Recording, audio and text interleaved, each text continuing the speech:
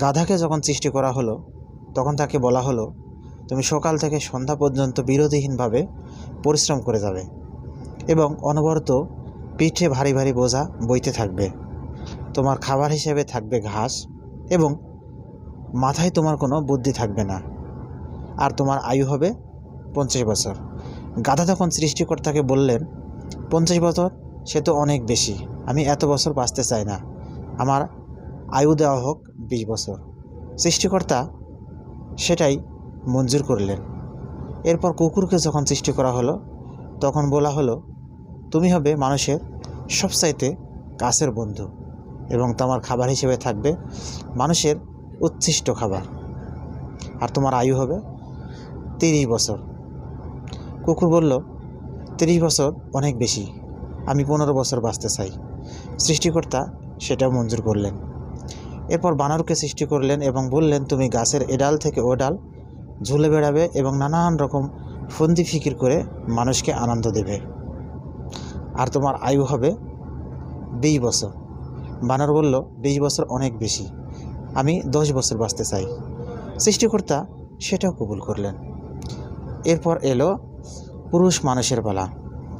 পুরুষ মানুষকে সৃষ্টি করলেন এবং বললেন, তুমি হবে সবচেয়ে বিচক্ষণ এবং বুদ্ধিমান, আর এই প্রাণীগুলোর শিরোমণি, এবং তোমার হায়াত হবে 20 বছর। এখন পুরুষ মানুষ আল্লাহকে বললেন, 20 বছর অনেক কম, আমি অনেক দিন বেঁচে থাকতে চাই, আমাকে গাধার ওই 30 বছর হায়াত দেওয়া হোক।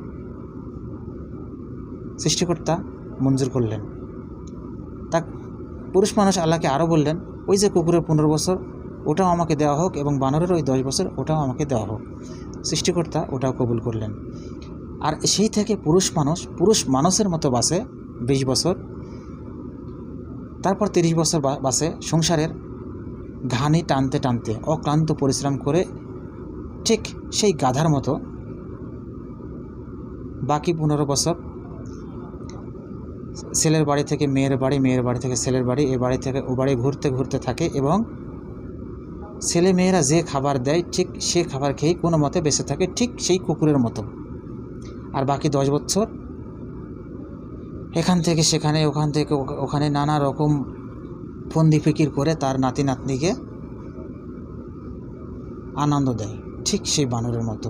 এটাই হচ্ছে পুরুষ মানুষের জীবন।